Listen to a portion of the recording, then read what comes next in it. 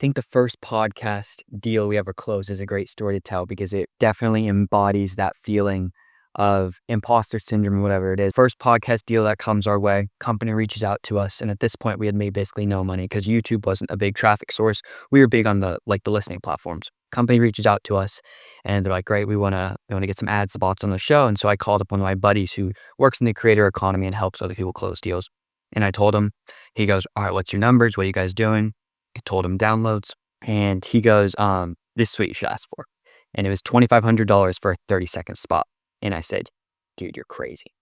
I was like, bro, I can't lose this deal. And so I can't ask for $2,500. I mean, think about it. I was 17-year-old kid, had never worked a job, had never made money from the internet. And this guy's telling me that I can talk about a brand for 30 seconds and get $2,500. Yeah. I'm like, you're crazy. He goes, listen to me. He goes, if you lose this deal because you ask for too much money, I will spot you the money.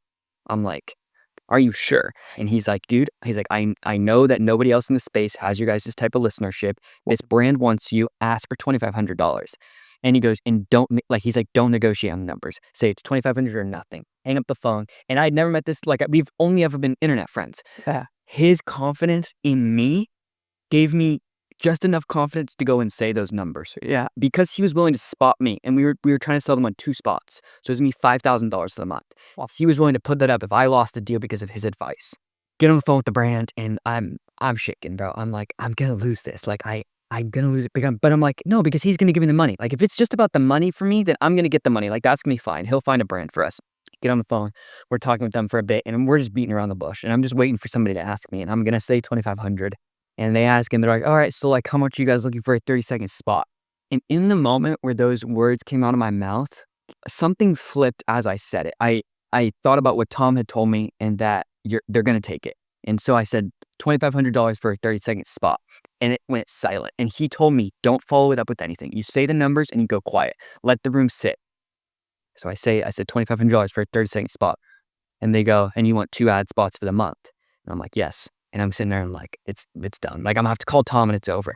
And they kind of talk to each other for a second, go on mute, come off mute. Sounds like a great deal. And in that moment, I realized that the worst case scenario in my head, first of all, was eliminated because Tom gave me another opportunity. But I stood there and told them $2,500 is what I charge, and they believed me. Now, it's a false sense of confidence because I don't necessarily believe it myself. But because I told them this is what I offer, this is who I am, people believe what you tell them. And so if you believe it to your core, eventually it becomes true.